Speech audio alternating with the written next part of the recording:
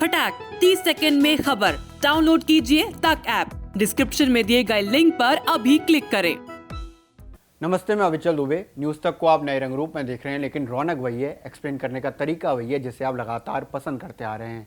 Corona का Omicron variant, जिसकी वजह से दुनिया भर में तीसरी लहर इस वक्त बनी हुई है। भारत में भी तीसरी लहर इस समय चल रही है। हाँ, उसका पीक खत्म हो गया और वो अब धीमेपन की ओर है। दुनिया भर में अलग अलग स्थितियां हैं। कहीं तीसरी लहर तेजी पकड़ रही है तो कहीं धीमे पे आ रही है। जैसे जर्मनी में इस समय स्थिति अब खराब होती जा रही है, कई लाखों में केसेस आ रहे हैं। इसके साथ एक और चीज अब हमारे सामने है, ओमिक्रॉन की वजह से ही है। ओमिक्रॉन का सब वेरिएंट BA.2। हम इसकी चर्चा इसलिए यहाँ पर कर रहे हैं क्योंकि इसको लेकर जो आगाह किया है वो दो तरफ से आगाह किया गया है, डाटा के हिसाब से किया गया है। वो है, एक WHO ने आगाह किया, दूसरा डेनमार्क की एक स्टडी में ये पता चला है कि BA.2 आगे जाकर बहुत ज़्यादा घातक हो सकता है। अगर WHO की बात करूं तो WHO ने साफ तौर पर बताया है कि अब तक करीब 60 देशों में इस तरह के सैंपल्स के बाद मामले मिल चुके हैं जो BA.2 से हों, यानी कि ओमिक्रॉन का जो सब वेरिएंट है BA.2 उसकी वजह से मिले हैं। ओमिक्रॉन कोरोना का एक वेरिएंट, जैसे डेल्टा, अल्फा, बीटा, गामा रहे, वैसे ही ओमिक्रॉन। अब ओमिक्रॉन के भी सब वेरिएंट जैसे BA.1, BA.2 और BA.3। BA.1 की वजह से ही पूरी दुनिया भर में तीसरी लहर आई, लेकिन अब स्थिति यहां पर यह आ गई है कि BA.2 ज्यादा तेजी से फैल रहा है। खास तौर पर WHO ने बताया कि अगर अफ्रीकी देशों की बात करें तो अफ्रीका में 5 देश हैं जहां पर इसका तेजी से प्रसार हो रहा है। इन 5 देशों का जिक्र करूं तो इसमें आते हैं केन्या, बोत्सवाना, मावई, सेनेगल और साउथ अफ्रीका।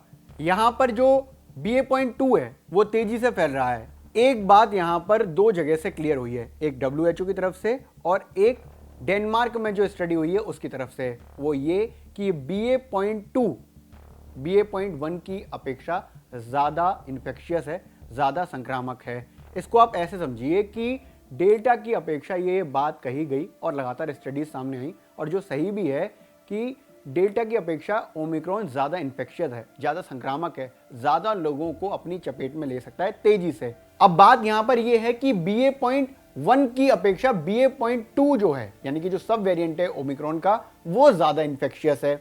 डेनमार्क में सबसे ज्यादा मामले BA.2 की वजह से देखे गए, और ये मामले इतने ज्यादा हैं कि BA.2 यानी कि ओमिक्रॉन का दूसरा वेरिएंट एक तरह से डोमिनेंट होता जा रहा है। किस पर? BA.1 पर। डेनमार्क में जो रिसर्च हुई इसमें ये सामने आया कि करीब 18,000 लोगों के सैंपल में से 9,000 ऐसे सैंपल थे जिनमें BA.2 मिला।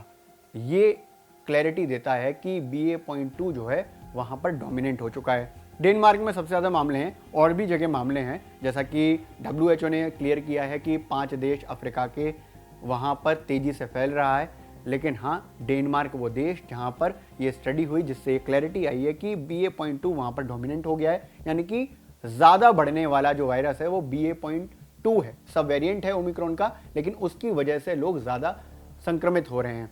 अब इसमें दो चीज़ें समझने की हैं। एक तो ये कि WHO के साइंटिस्ट ने ये क्लियर किया है कि BA.2 को पकड़ना या डिटेक्ट करना थोड़ा सा मुश्किल काम है। क्यों? क्योंकि ये RT-PCR टेस्ट में क्लियर नहीं होता है कि आपके शरीर में जो कोरोना आया है वो किस सब वेरिएंट की वजह से है, BA.1 की वजह से, BA.2 की वजह से। इसलिए जो जांच होती है उसके बाद दूसरी जांच करनी पड़ती है, जीनोम सीक्वेंसिंग। दूसरी बात ये कि डेनमार्क में जो स्टडी हुई है इसमें ये सामने आया है कि जिन्होंने वैक्सीन लगवा रखी है उन पर भी ये प्रभावी रहा है, डोमिनेंट रहा है। जबकि ओमिक्रॉन के अब तक के डाटा में हमने ये पाया है कि किसी भी व्यक्ति ने अगर वैक्सीन लगाई हुई है तो उस पर वो कम प्रभावी, यानी कि कोरोना का वायरस कम प्रभावी है। इसलिए वैक्सीन किसी भी तरह से लोगों को सीवियर कंडीशन में पहुंचाने से बचा ले रही है। ये बात सही भी है। इसके साथ ही पूरी दुनिया के साइंटिस्ट, डॉक्टर, एक्सपर्ट्स का साफ तौर पर कहना है कि वैक्सीनेशन ही वो अकेला प्रोसेस है जिसकी वजह से दुनिया भर में किसी भी तरह के कोरोना वेरिएंट को रोका जा सकता है, या फिर हम एक बात कह सकते हैं कि हम उस पर पकड़ बना सकते हैं, मतलब कंट्रोल में ले सकते हैं कोरोना को। इसलिए ज़रूरी है कि वैक्सीनेशन प्रोसेस में पार्टिसिपेट किया जाए। इसलिए हम भी आपसे अपील करते हैं, अगर आपने वैक्सीन की कोई भी डोज नहीं ली है तो वैक्सीन की पहली डोज ज़रूर लें। वैक्सीन की पहली डोज ले ली है तो अपना अंतराल पूरा होने के बाद वैक्सीन की दूसरी डोज लें। इसके साथ ही फॉलोअप्स करना बिल्कुल ना भूलें। मास्क लगाएं, सोशल डिस्टेंसिंग का खास ख्याल रखें और सैनिटाइजिंग करते रहें।